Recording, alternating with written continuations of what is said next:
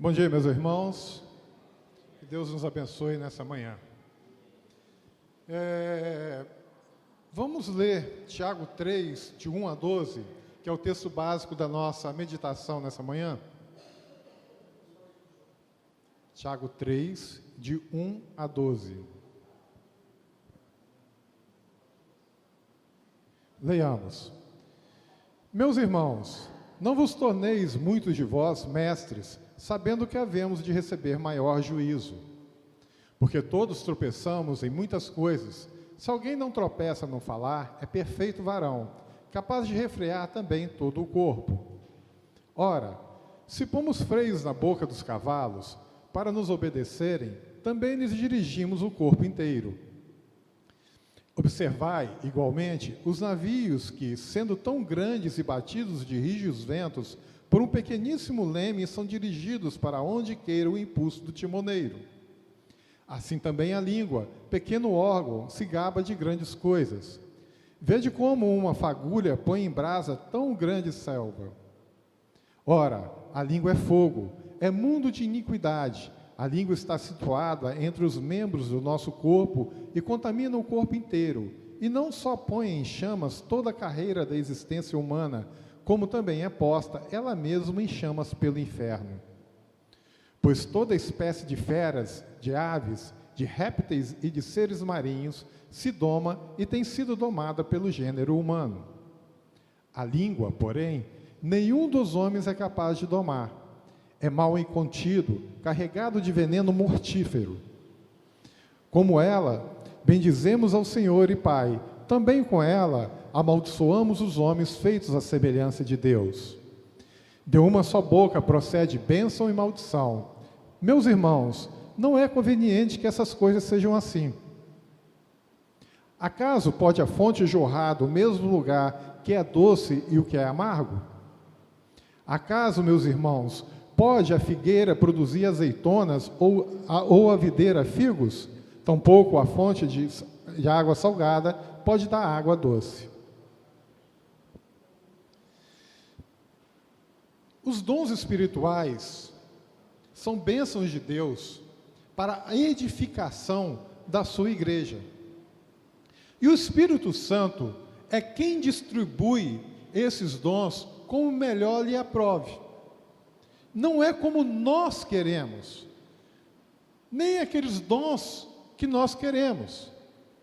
Como é para a edificação de Deus, Deus é quem nos dá os dons, mediante a ação do seu Espírito, e Ele também nos capacita.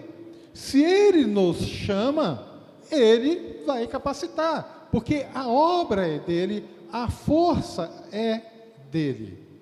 E assim nós devemos buscar saber qual é o dom que Deus nos deu, ou quais são os dons que Deus nos deu. Pois muitas vezes não é aquele dom que nós queremos. Por exemplo, eu gosto muito de cantar, mas eu tenho um problema sério. Eu, por exemplo, já fui, apesar de gostar de cantar, eu não tenho esse dom, já fui expulso de 2 corais. O primeiro deles foi aqui na Igreja da Glória. Estava lá, na época, a Raquel era regente, aí chamaram o pastor para dar um estudo sobre os dons. A carapuça serviu, né? Então eu tenho que sair daqui. Aí, vocês sabem que eu morei lá no Maranhão um bom tempo, e estava frequentando lá na Igreja do Calhau, e resolveram fazer um coral por ocasião, para fazer uma cantata de Natal. Só que o regente deu um aviso assim, sem pé, sem cabeça, Rui. Só chegou assim, ó, nós vamos ter ensaio agora e vamos fazer uma cantata de Natal. Eu sou, mas aí? Falou tudo, mas não disse nada. Aí eu levantei a mão. Quando eu levantei a mão, porque eu ia perguntar que dia, que horário, né, para tentar ajudá-lo no aviso, Carlinhos. Aí, ele disse, glória a Deus, o primeiro voluntário. Eu? Não, rapaz, você não sabe o que você está falando. Aí, marcaram o ensaio para uma quarta-feira à noite. Só que antes, quando terminou, eu chamei num canto, eu abracei e falei assim, olha, Eu já fui expulso de um coral, hein? Não, pode vir, meu irmão, fica tranquilo. Só para você ter ideia dessa pessoa, essa pessoa, apesar de morar no Maranhão, ele tem um estúdio de gravação em Recife, Pernambuco. E é ele que era responsável pela gravação das músicas de Roberto Carlos. Então não era uma pessoa qualquer, era uma pessoa entendida. Aí fui eu lá, na quarta-feira, né? Mais uma vez eu falei isso. Rapaz, esse negócio não vai dar certo. Aí ele disse, fica calmo.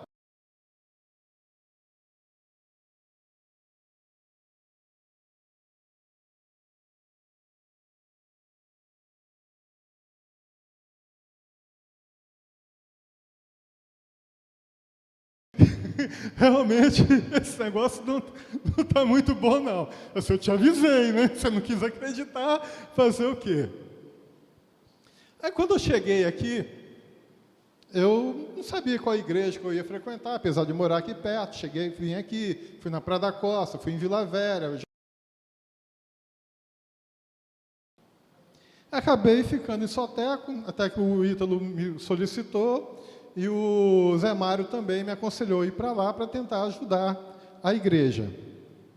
E lá, quem normalmente tirava os hinos era a dona Irene.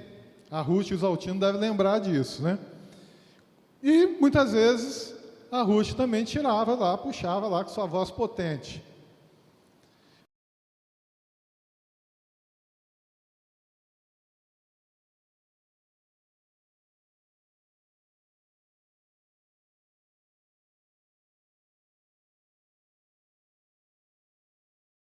Faço, até que começou a pandemia.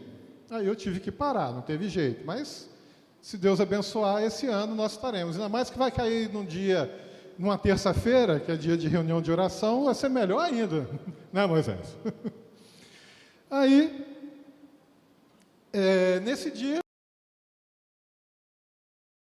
no aniversário, o que aconteceu? E meus filhos, normalmente, são eles que ministram as músicas nesse dia. E eu estava lá conversando com Mônica, né? Aí contando, ela perguntando como é que estava a igreja e tudo mais, eu explicando assim, mas aqui tem um problema muito sério sobre a música, porque quando a Ruth ou a dona Irene não está, quem tem que puxar sou eu. Ela levou um susto, olhou, com aquela cara assim, você deve estar de brincadeira, né? Só pode. Aí nisso chega o Ítalo. Aí o Ítalo chega, começou, cumprimentou, ficou ali conosco. Aí eu falei assim, o Ítalo, ela não está acreditando que eu tiro as músicas aqui. Aí assim, ele tira. Ela, misericórdia! Vocês verem o nível que é. Então não adianta você, muitas vezes, querer ter um determinado dom, se Deus não te deu. Procure desenvolver, procure buscar, peça a Deus que Ele vai revelar qual é o seu dom, porque a obra é dEle, a força é dEle, e é Ele quem nos capacita. Tiago fala que, se você quiser, peça sabedoria a Deus, e peça, porque Ele vai te falar, e Ele vai te responder. Eu mesmo, quando era adolescente, eu buscava meu dom. Desde os meus 12 anos de idade, eu buscava, assim, rapaz, mas eu não sei fazer nada. O que eu vou fazer? Mas eu quero servir a Deus. Como é que eu vou servir a Deus? Eu não tenho dom nenhum. Não tenho dom nenhum. Como é que eu vou servir a Deus? E eu procurava e orava com afinco, clamava a Deus que me revelasse. Nessa época,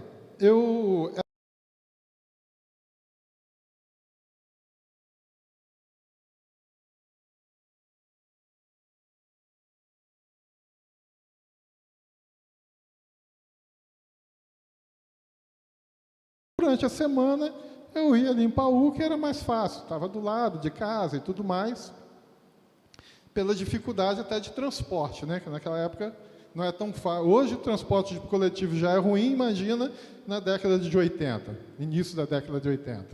Era pior ainda. lá na classe da mocidade, e está a Tânia dando aula. E eu fiquei encantado naquele dia. Aí eu falei assim, é isso que eu quero dar aula. Mas não sabia, e orei para que Deus confirmasse. E determinado dia, o pastor então chegou lá na frente, após uma reunião do conselho, declarando que tinham resolvido fechar a congregação da Barra do Jucu. E eu na hora assim, não tem como isso não. Fui lá, conversei com o pastor e tudo mais, e fomos para lá. Nessa época, quem era superintendente da escola dominical lá, que funcionava à tarde, era a Celeste, mãe do Franz Schubert. E eu ia de carona com ela. E quem era o professor lá era seu Adelino, lembra isso, Celeste? Aí em 85, o que aconteceu? Eu falo que foi o primeiro horário de verão dos tempos modernos, né? Começou o horário de verão. E eu fui. Eu saía daqui, ela morava ali no centro de Vila Velha, perto da casa do seu Obed. Schubert está lembrando lá. Aí lá fui eu. Adiantei meu relógio, né? Tinha que adiantar um relógio. E fui lá, bati na porta. E nada de atender. Acordei todo mundo. Aí eu olhando, rapaz, será que esse pessoal esqueceu que é horário de verão? Não pode. Só que eu tinha adiantado, ao invés de uma, eu tinha adiantado 2 horas. Por isso que eu acordei todo mundo lá. Aí fomos, né? E normalmente a Celeste pegava a seu Adelino ali na Jodima, para a gente ir. E nesse dia, cadê seu Adelino? Não apareceu. A Celeste olhou no relógio e disse, a gente tem que ir embora, não pode esperar mais. Eu só virei para ela assim, e quem é que vai dar aula? Ela virou, você. Eu disse, eu? Como assim? Como assim? E a partir daí eu comecei a dar aula. Deus nos capacita, se Ele nos chama. E é justamente isso que a Bíblia toda nos fala. E nós devemos buscar os nossos dons, aquilo que Deus deu para nós. Mas a Bíblia fala sobre dons espirituais e sobre dom de Deus. Os dons espirituais são os talentos que Deus nos dá para que nós possamos fazer a sua obra. O dom de Deus é a salvação em Cristo Jesus, é o Espírito Santo nos regenerando, é Cristo em nós. E o livro de Tiago é o Evangelho em prática. Se você quer saber como agir como cristão, leia e estude o livro de Tiago. Ele nos ensina como a vida cristã é após a fé salvadora. Como que nós devemos nos comportar como cristãos verdadeiros. Na quarta-feira nós estivemos vendo a respeito disso, que a fé sem obras, ela é morta. Então, a fé verdadeira, ela não é estéril, ela produz alguma coisa. E no capítulo 3 de Tiago, ele vai estar falando, então, a respeito, principalmente de um dom. Mas o que Tiago está falando, ele está nos advertindo de uma forma dura e dupla, principalmente para aqueles que se ensinam, para aqueles que acham que têm ou possuem o dom de mestre. E ele começa falando a respeito da língua descontrolada, do versículo 1 até o versículo 12. Do versículo 13 ao versículo 18, ele vai falar sobre a arrogância. Mas o que nos interessa hoje, que nós lemos, é a primeira parte, do versículo 1 ao versículo 12, ou seja, o poder que a língua tem. Tiago começa no versículo 1, falando o seguinte, que se você deseja o dom de mestre, de ser líder, não tem problema nenhum. Não tem problema nisso, você desejar. Principalmente se é um dom de Deus. Mas, se você deseja, ou se você tem esse dom, você tem que tomar muito cuidado. Vamos ver 3:1? Meus irmãos, não vos tornei muitos de vós mestre, sabendo que havemos de receber o quê? Maior juízo. Quanto mais conhecimento e experiência nós temos, mais responsabilidade nós temos diante de Deus e diante dos homens. Por que isso? Porque você, como mestre, como líder, vai estar influenciando pessoas. E você pode influenciar essas pessoas para o bem ou para o mal. Você pode levar essas pessoas para o caminho largo ou para o caminho estreito. A partir daí, Tiago começa a colocar a questão da língua de um jeito muito interessante, que é a questão do tropeço. Vamos ver o versículo 2. Porque todos tropeçamos em muitas coisas. Se alguém não tropeça no falar, é perfeito varão, capaz de refrear todo o corpo. Todos nós já tropeçamos na língua. Não tem ninguém que não tropeçou na língua. E Tiago, humildemente, se coloca também nessa situação. Outro exemplo muito grande que a gente pode citar é Isaías. Você lembra o que aconteceu com Isaías? Ai de mim, porque sou pecador, sou homem de impuros.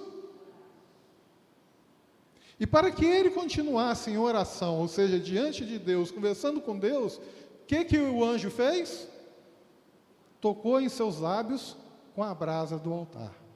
E assim purificou, santificou a sua boca. Então não há quem não tropece. E Tiago é muito claro e coloca: todos tropeçamos. Observe o verbo, tropeçamos. Ele se inclui. Humildemente, ele se coloca aqui. Quantas vezes nós ficamos envergonhados de alguma coisa que nós falamos? Na hora errada, com a pessoa errada? Isso é comum acontecer. Isso é comum acontecer. Certa vez, uma pessoa ofendeu a outra. E essa pessoa que ofendeu pediu desculpas ao ofendido. O ofendido então falou o seguinte: olha, eu posso te perdoar, mas primeiro você vai cegar o seguinte: está vendo essa madeira aqui? Você vai preenchê-la com pregos. Preenche com pregos. Pregue pregos nela toda. E a pessoa foi, porque queria o perdão da outra. E aí, depois que ele fez isso, levou esse pedaço de madeira para quem ele tinha ofendido. Assim, aqui, eu fiz o que você me falou. Assim, agora retire os pregos. Foi e retirou. Aí ele assim, perdoar, eu posso te perdoar, mas o nosso relacionamento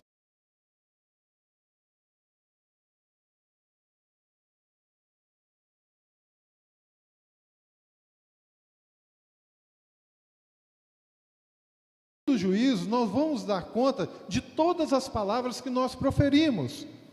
Pelas nossas palavras, nós seremos julgados, ou nós seremos condenados ou inocentados, pelo aquilo que nós proferimos. O Warren Wiersbe fala que a língua tem poder para 3 coisas. Segundo, destruir. E terceiro, deleitar. Dirigir, destruir e deleitar. Como é que a língua nos dirige? Tiago vai responder essa pergunta, Deise, nos versículos 3 e 4. Ora, se pomos freio na boca dos cavalos para nos obedecerem, também lhes dirigimos o corpo inteiro. Observai igualmente os navios que, sendo tão grandes e batidos de rígidos ventos, por um pequeníssimo leme, são dirigidos por onde queira o impulso do timoneiro. nós podemos, pela influência das nossas palavras, influenciar e influenciamos as pessoas. Observe, por exemplo, as igrejas neopentecostais, as palestras de autoajuda, o momento político que nós estamos atravessando no país, com famílias divididas. Eu lembro de um senhor, bem pequenininho, devia ter 1,5 m, ele era paraibano, mas ele se aposentou pela Marinha. Ele era reformado em São Paulo, ele ficava na Marinha. Quando ele se aposentou, ele veio morar aqui no Espírito Santo, porque a filha dele era casada e morava aqui. Ele estava aposentado, então resolveu vir para cá. E estava frequentando a primeira de Vila Velha. E nós ficamos muito amigos. E estava tudo muito bem na família dele e tudo mais. Até que um dia a filha dele se converteu. Foi frequentar uma dessas igrejas neopentecostais. Não vou falar o nome, mas vocês vão desconfiar qual seja. E a casa dela começou a desandar.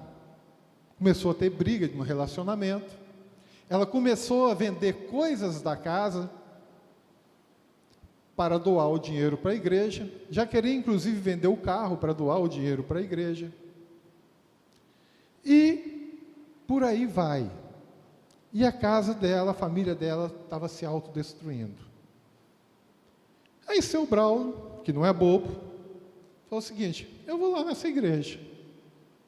Porque tudo começou depois que ela começou a frequentar esta igreja. E foi. E logo depois ele chegou para mim, assustado, falou assim: meu irmão, só um parênteses antes. Quando ele morava em São Paulo, antes de se converter, na casa dele funcionava um terreno de macumba. E ele era o chefe do terreiro. Aí ele chegou assim: meu irmão, aquilo é um centro de macumba disfarçado. E eu vou te dizer, eles praticam coisas lá que eu, no meu terreno, eu não tinha coragem de fazer. Então, esse é o poder da língua. Ela influencia, nossas palavras têm poder, e nós temos que tomar muito cuidado com isso. Por isso que ela tem um poder de destruir, de dirigir as pessoas. E Tiago, então, está usando 2 exemplos aqui. Lembra dos exemplos? Quais são? Fogo e o leme. Fogo e o leme. O freio e o leme, desculpa. Quem já cavalgou ou assiste filmes de faroeste, sabe muito bem que, pelas rédeas, você conduz o cavalo para onde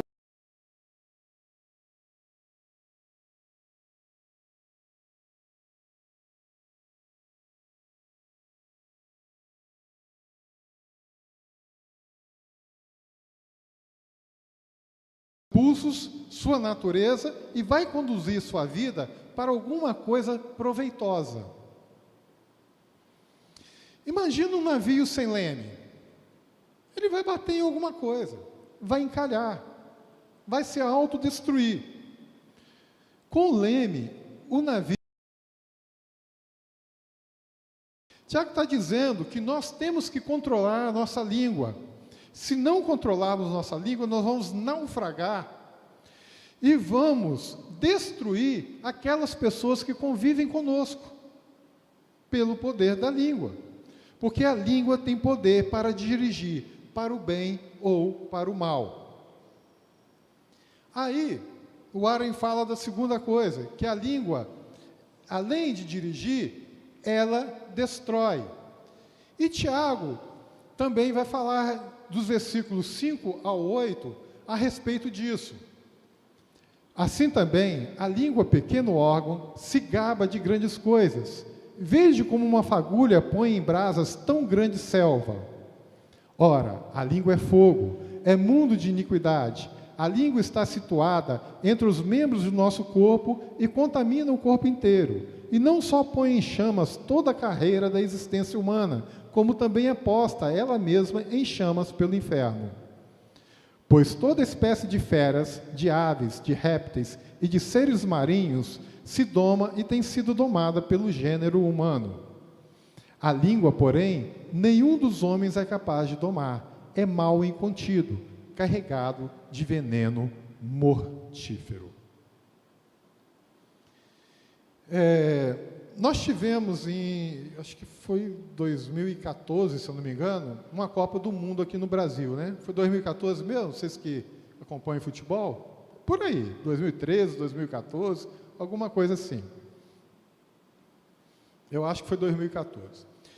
Bom, o que aconteceu? Eu estava em Belo Horizonte e Gabriel nunca tinha ido a um estádio de futebol. E ele é cruzeirense. E, coincidentemente, num sábado, ia ter um jogo pelo Campeonato Mineiro do Cruzeiro. Aí assim, vou ter o privilégio de levar meu filho no Mineirão para ver um jogo do time dele. E o Cruzeiro, nessa época, estava muito bem na Libertadores. Aí fui lá em Barro Preto, né, que é tipo a Glória, muita confecção, muita loja de roupa, quem conhece lá sabe disso.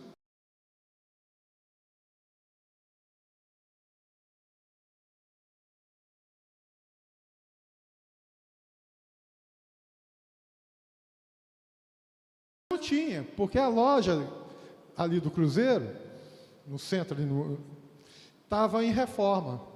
Aí nós fomos em Contagem. Quem conhece essa região sabe que Contagem é longe, não é perto. E fomos para lá. Mas a intenção era voltarmos, irmos ao hotel, tomar um banho, trocar de roupa e ir. Um trânsito terrível. Não conseguimos voltar ao hotel. Paramos no shopping, almoçamos e fomos para o estádio. Para minha surpresa, os ingressos eram no meio da torcida organizada do Cruzeiro. O jogo, como eu falei, era do Campeonato Mineiro, que estava começando. Cruzeiro e Uberaba. A torcida do Uberaba estava do outro lado do estádio, devia ter uma meia dúzia se tivesse, você só conseguia ver de binóculo, e olhe lá, de tão longe que estava. Pois bem, Cruzeiro, Uberaba, 1-0. Uberaba, 2-0. Uberaba, 3-0. Levantou uma das pessoas, que era a líder da torcida organizada, e gritou: tem atleticano aqui no nosso meio. Eu estava com a camisa preta e branca. A minha filha estava com a camisa cor-de-rosa, que era a segunda do Atlético naquela época. De repente, senta um camarada do meu lado, o braço dele dava 3 da minha coxa. Assim, não vai sobrar nenhum ossinho, não é possível. Não saio daqui com vida. Não saio daqui com vida. Simplesmente porque uma pessoa se levantou e falou: tem atleticano aqui no nosso meio. A língua destrói. Nós temos que ter cuidado com aquilo que nós falamos. Em setembro do ano passado, eu estava trabalhando, prestando um serviço para o governo do estado do Rio de Janeiro, e eu estava em Campos dos Goytacazes. Aquela região o Rui conhece muito bem, né? E eu terminei meu serviço, que eu tinha que fazer, e me pediram para ir dar uma ajuda na pessoa que estava fazendo o mesmo trabalho em Nova Friburgo. Só que ela estava muito atrasado, estava tendo problema. E eu fui, então, sair de Campos para ir para Nova Friburgo. E me chamou a atenção. Estava muito seca aquela região. Os pastos, todo queimado. Tudo, até as cercas. os morões do arame farpado, tudo destruído. Tudo destruído, tudo queimado. Assim como o fogo se alastra, a gente vê aí as queimadas na floresta amazônica e por aí vai, e destrói tudo por onde ela passa, é o poder da língua. É o poder da língua. Um comentário maldoso, ele se espalha. A fofoca e os boatos crescem e provocam sofrimento, prejuízo e destruição. Assim é o poder da língua. Como fogo, a língua também destrói. Nós não conseguimos imaginar uma palavra mal colocada, irrefletida, mesmo que seja em tom de brincadeiras.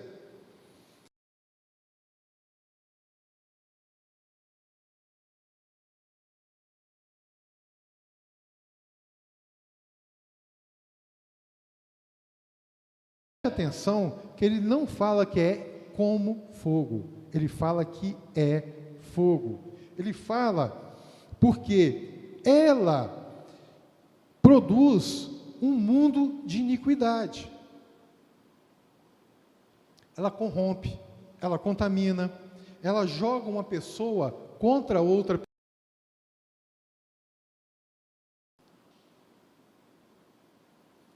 A língua, além de colocar em chama a existência humana, ela é posta em chamas do inferno. Foi o que nós acabamos de ler. Ela leva à destruição e ela também é destruída. O ser humano, nós lemos ali, que ele consegue domar todos os animais, mas não consegue domar a sua língua. Vamos ver o versículo 7? Pois toda espécie de feras, de aves, de répteis e de seres marinhos se doma e tem sido domada pelo gênero humano. Vamos ver o que Paulo fala a respeito disso. Efésios 4, 29.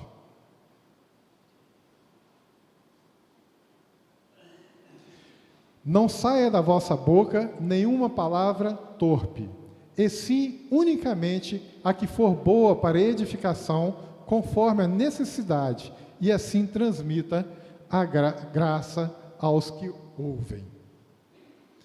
Benjamin Franklin fala que o pior animal do mundo, ele está dentro de uma toca atrás dos dentes.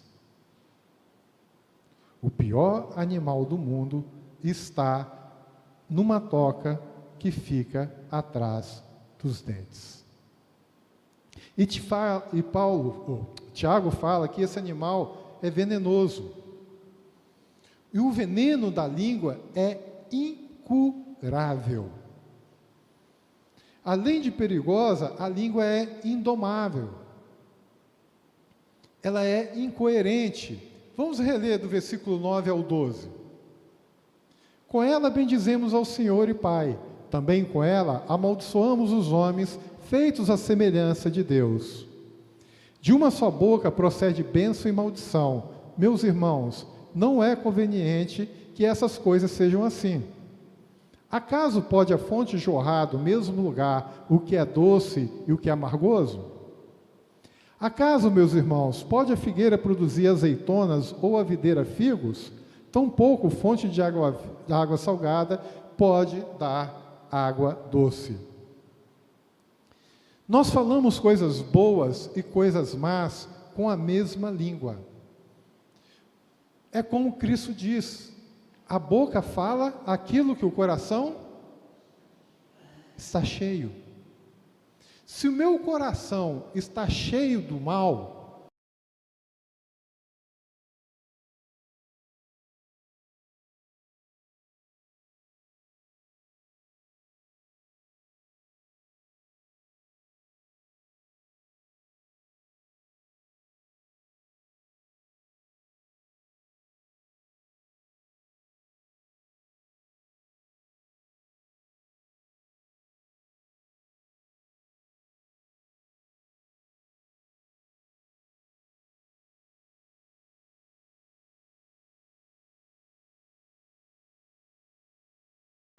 o que o Warren disse. Ele disse que a língua tem poder para dirigir, destruir e deleitar. Bom, dirigir, nós vimos que Tiago usa dois exemplos, que é o freio e o leme. Para destruir, Tiago usa também dois exemplos, o fogo e o veneno. E deleitar, ele vai falar justamente do versículo 9 ao versículo 12.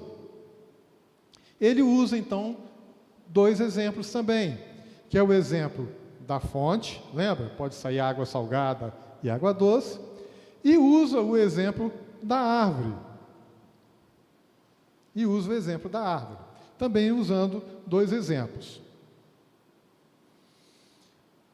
Quantos aqui de vocês já tiveram o privilégio de conversar com Salomão? Nosso diácono. O Salomão da Bíblia, ele era sábio. Nós temos um privilégio maior, porque o nosso Salomão, além de ser sábio, ele também é muito bonito, né? Então nós temos um privilégio maior do que o Salomão da Bíblia. Mas, de qualquer maneira, o que eu quero dizer é que ele sempre tem uma palavra para acalentar nossos corações. Quando a gente chega perto de Salomão e vamos conversar, o carinho dele é tão grande que dá vontade de continuar conversando com ele. Dá vontade de ficar conversando com ele, não dá vontade de parar. O que eu quero dizer com isso é que a palavra boa, ela traz alento ao cansado e também esperança em meio ao desespero. É bênção poder usar a nossa língua como fonte de refrigério para as pessoas. Nós podemos abençoar uma pessoa, encorajá-la e consolá-la. É um precioso poder que nós temos. Trazer uma palavra animadora, uma palavra restauradora para uma alma aflita. É um privilégio podermos usar a nossa língua para isso. Aí ficam algumas perguntas. Quando as pessoas saem de perto de você, como é que elas saem?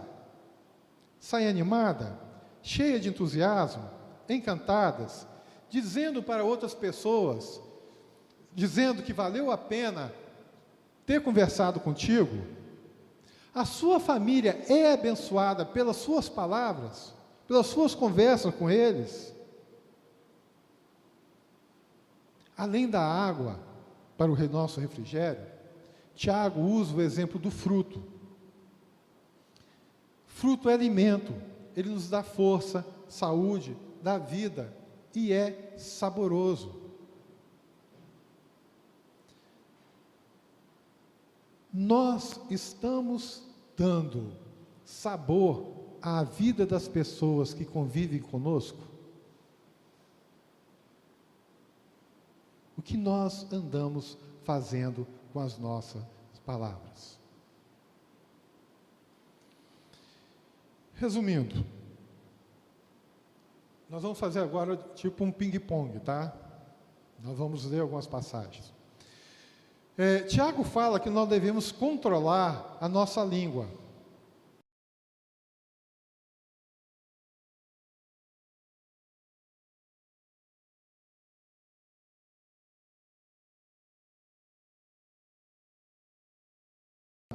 É prudente.